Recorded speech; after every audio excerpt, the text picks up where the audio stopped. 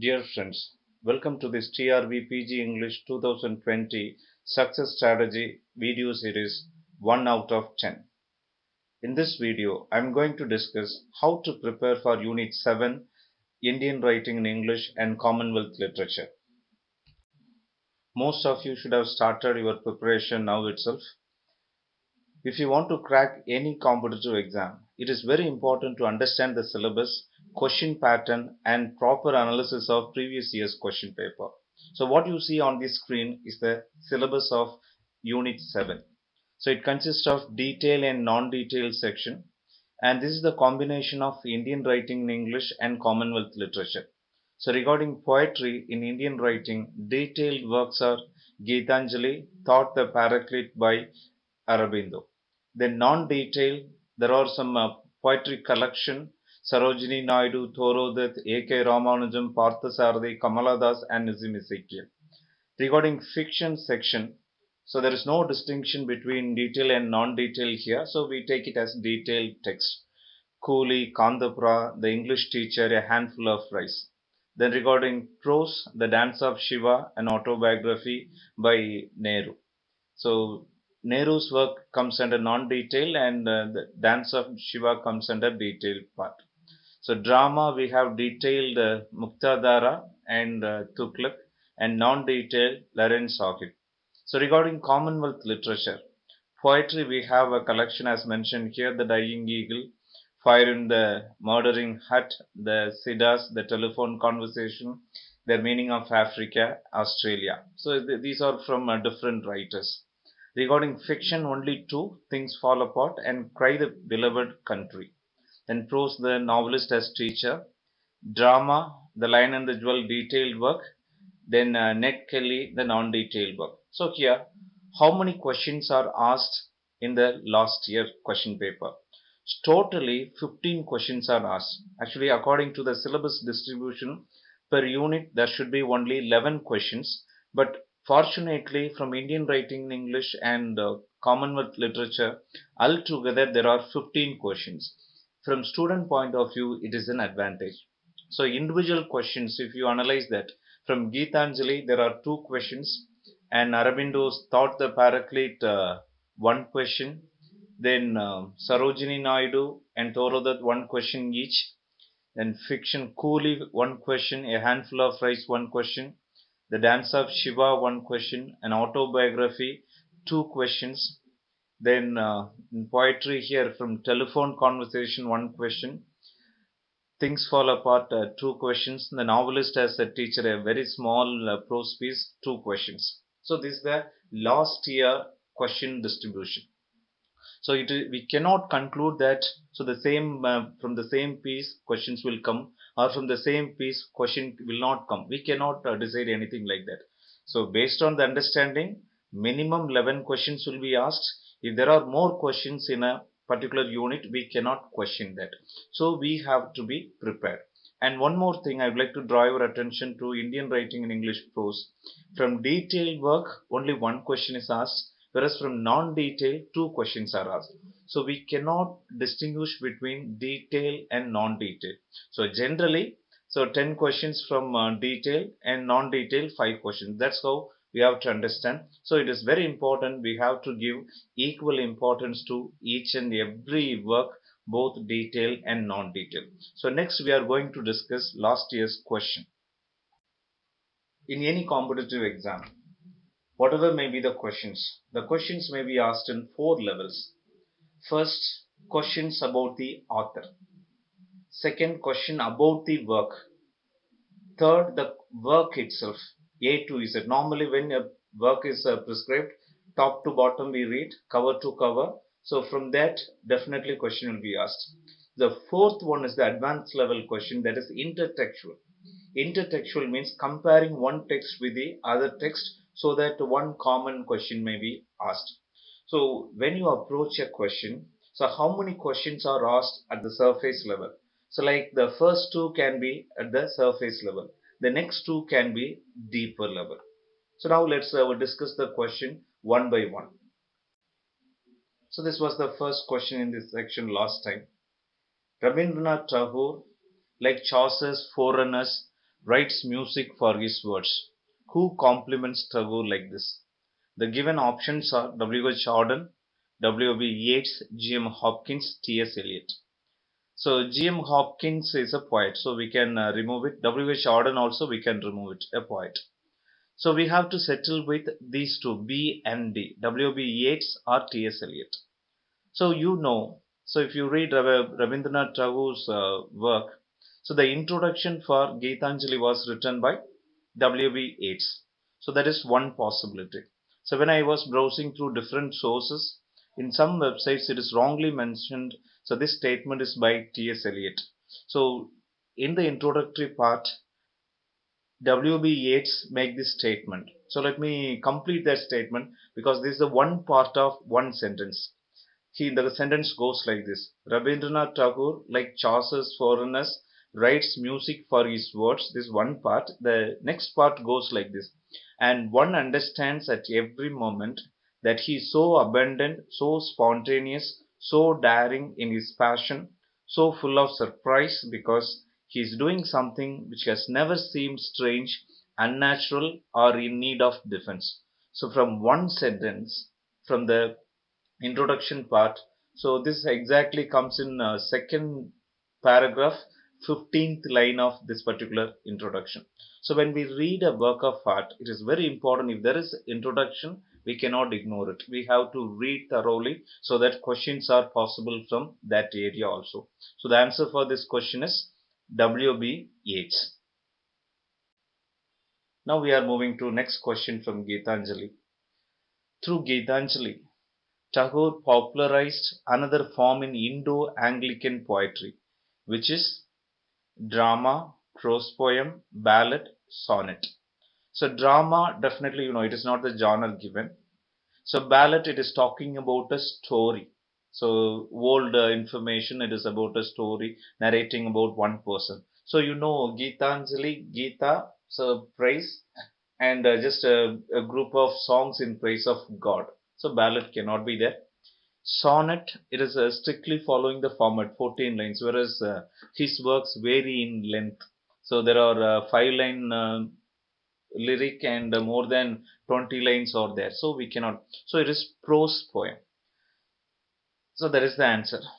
If you analyze these two questions from Geetanjali, there are 103 lyrics that are given in detailed study. But within the text, questions are not asked. Both the questions are from outside the context. One is from introduction, so one is from the entire genre, how it is just used.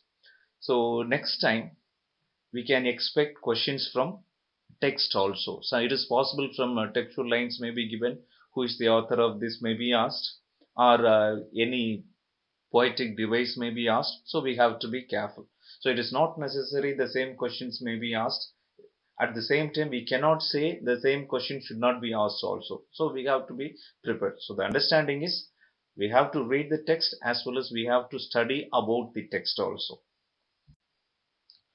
Now we are moving to the next work. Sarojini Naidu's Dash is a reflective lyric. So we have the collection of Sarojini Naidu's poem as part of the syllabus. There are more than 6 poems.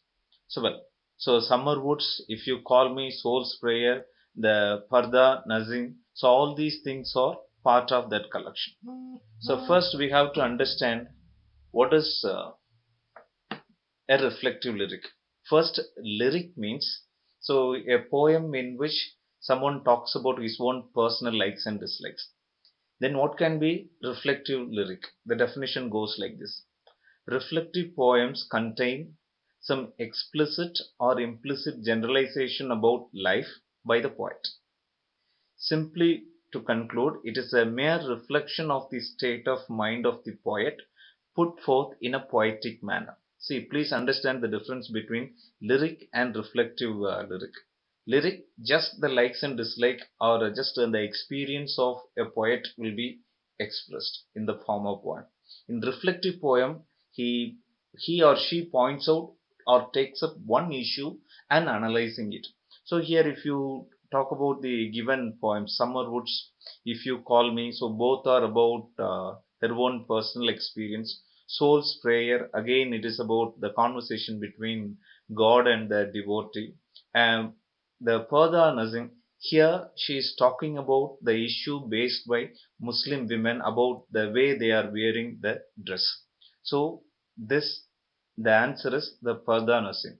So when you can answer this question, so when you are familiar with the different forms of lyric, so not only the knowledge of the poem, but also the genre knowledge also will help you to fix this answer. So the answer is the Pada Nasr. Now we are moving to the next one. In Dash Toro that recaptures the past and immortalizes the moments of time so recaptured. So the all the poems are from here. The lotus, the Kasurna tree, Lakshman tree of life. The lotus, the dispute between the lotus and which is the superior uh, flower. The Kasurna tree about her past. Lakshman, it is the one version of version from Ramayana. Tree of life also, it is a different thing. So here this is the part where understanding the question makes an important role. So immortalizes. So you have to understand. See, if you prepare your questions or lessons in Tamil, you may miss out some important words like this.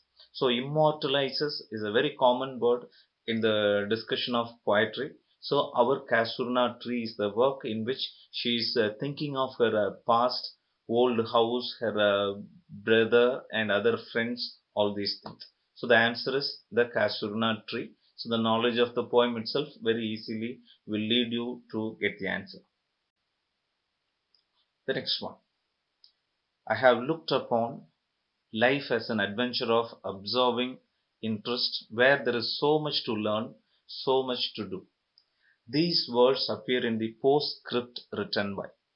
So to answer this question, actually even without reading that you can easily answer, provided you have to understand the question. So the one particular line is given by the writer, then these words appear in the postscript written by. What is postscript?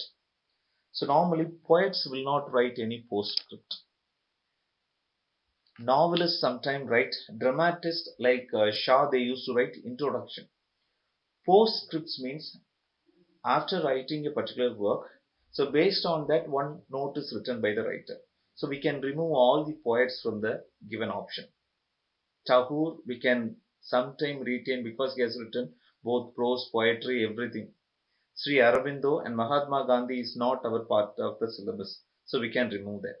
So Rabindranath Tagore, already two questions are asked. So this is a logical. It need not be the it need not work out all the time, but here already two questions are over for Rabindranath Tagore. So naturally Jawaharlal Nehru. Jawaharlal Nehru has written as a postscript to this particular line for his autobiography. So that is the answer. So sometimes not only the knowledge of the subject, but also some logic will help you to fix the answer. The next one, the autobiography was written by Nehru in a continuous spell of, see, two questions are asked from autobiography itself. The first one about that is available at the cover of the book. Second one, in which circumstance Nehru has written this work. So it is the answer is if you read the introduction of that work, you will come to know 9 months in prison. That is the answer. One more information let me give you. So probably next time the question setter may be interested. From June 1934 to February 1935. So during that time he was imprisoned. At that time he wrote. One more information, he dedicated this work to his wife Kamala. So I have given two more information. Please note down. So this particular work, the autobiography was written between June 1934 and February 1935, and it is dedicated to Kamala, his wife. Now we are moving to the next work. When thought the great winged wanderer disappeared, self was left dash. How does Aurobindo conclude? So it is a very simple poem. So if you are familiar with the text thoroughly, then only you can answer, because all the four words are just rearranged. So unless you are 100% sure of the text. So earlier I was talking about different levels of question. So this is one of the examples for the third level. From the text as it is. When you are thorough with 100% a particular text, you can answer. So the first option is the answer: loan, limitless, node, immune. Now we are moving to the next question. A critic compares Kamala Markandeya's A Handful of Rice with Bernard Malamud's The Assistant. Name the critic.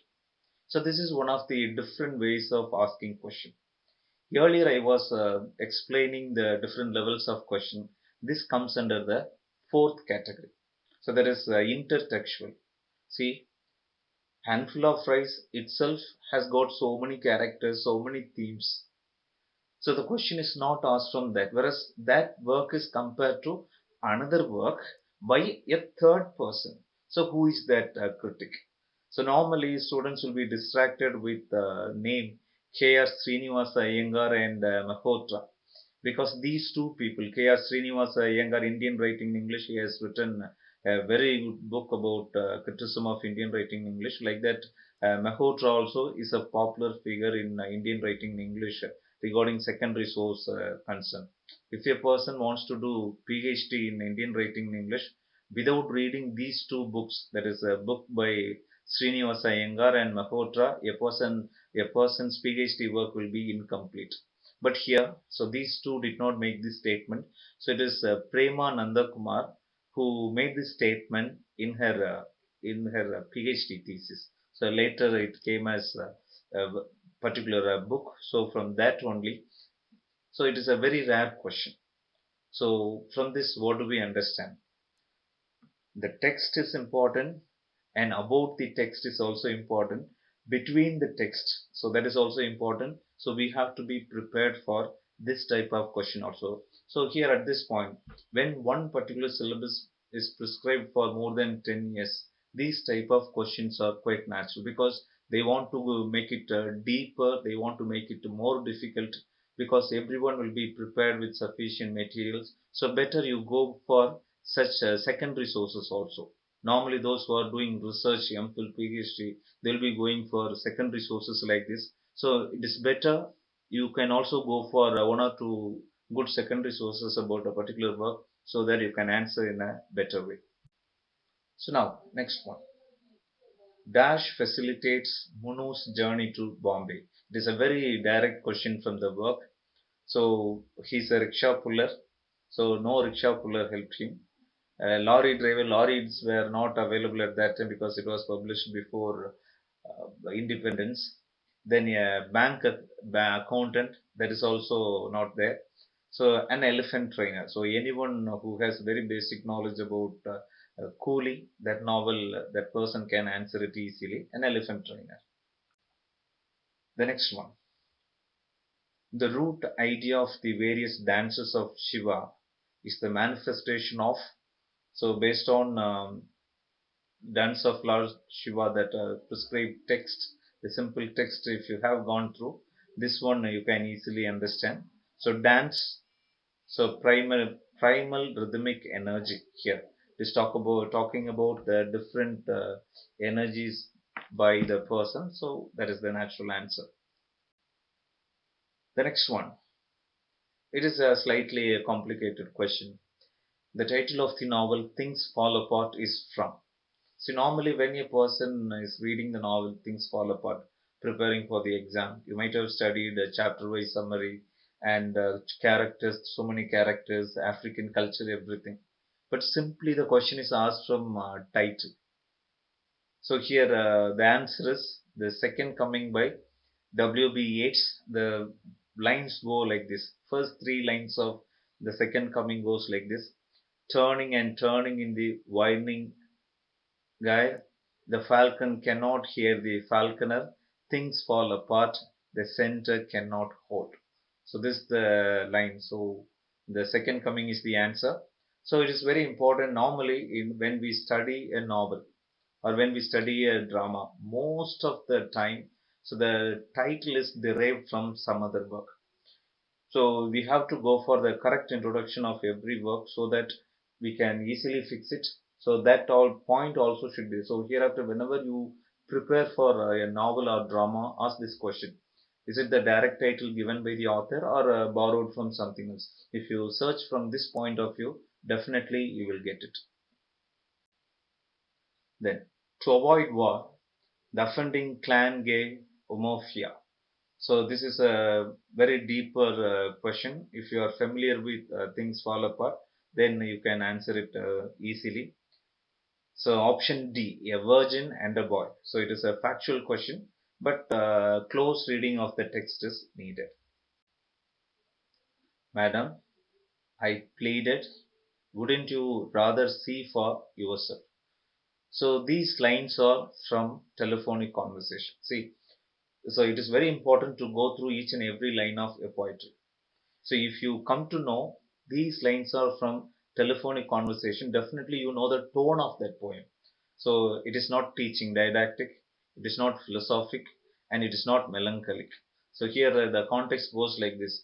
As a black African, the writer goes to America and makes a phone call and to a white lady about renting a house. So the lady asks everything, what are you, who are you, all these things. So finally she asks, are you black? So when she, at that time he becomes very angry.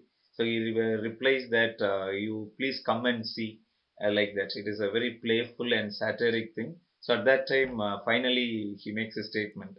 Madam, I pleaded, wouldn't you rather see for yourself? You come and see my back. There is more darker, like that he makes. So it is satirical and playful. Then he must remain free to disagree with his society and go into rebellion if need be. He stands for, so it is from a prose. If you just read the given text, small text carefully, then easily this question can be answered because the title of the text is Novelist as a Teacher. So here he refers to naturally the novelist. So again, I would like to remind you. So small text, poetry, and prose text should be gone through line by line. Then here I think my aims and the deepest aspirations of my society meet. The writer talks about his countries. So again, if you come to know this particular line is from which work, then you can easily answer.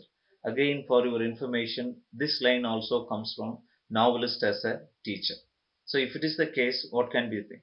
So apparently, if you read that particular line alone, the answer will look like it is economic progress. So definitely it is not. When I was going through in some keys, it is mentioned and economic progress. So it is not so. If you read the previous line, the answer will be just clear. So let me read the previous line. Here then is an adequate revolution for me to espouse to help my society regain belief in itself and put away the complexes of the years of denigration. Denigration means unfair criticism and self abasement. Self abasement means humiliation. And it is essentially a question of education in the best sense of that word. Here I think my aims and the deepest aspiration of my society meet.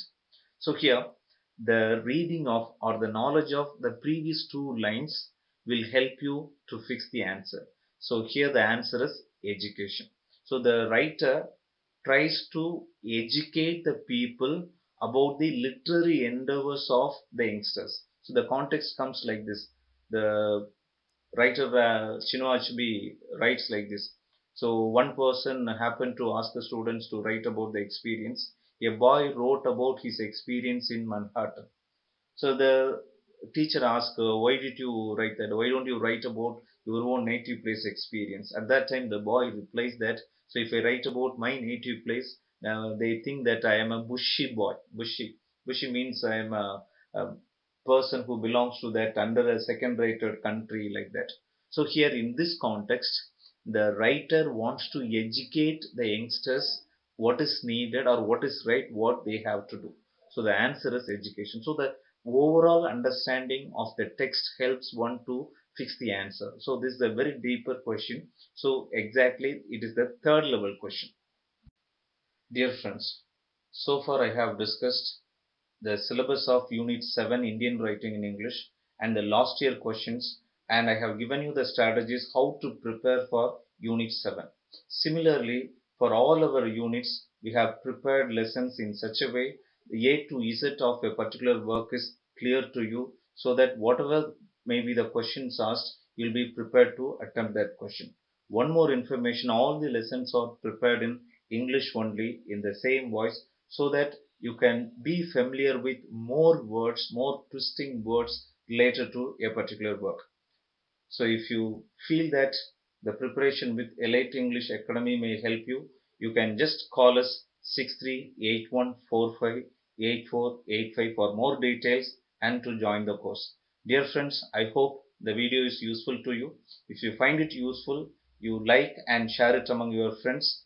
And if you want more videos, please subscribe to our channel. Thank you. All the best.